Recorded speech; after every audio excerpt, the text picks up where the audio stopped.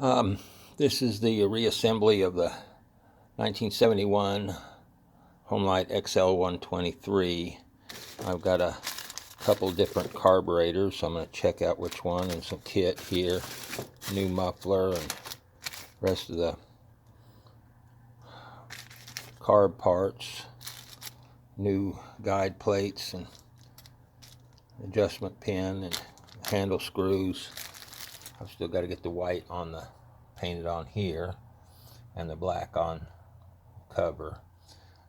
These are the bolts and screws for the plates for the oil line and the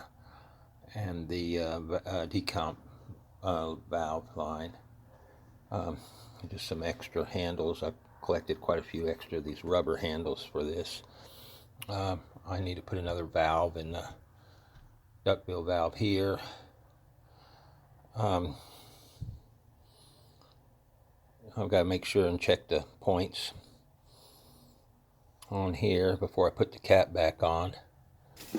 I've got a good decomp cylinder.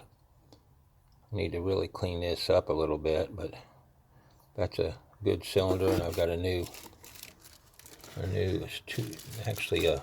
old stock Homelite piston and pin, and a new old stock clutch, and there's my flywheel, and I've got a box of gaskets over here.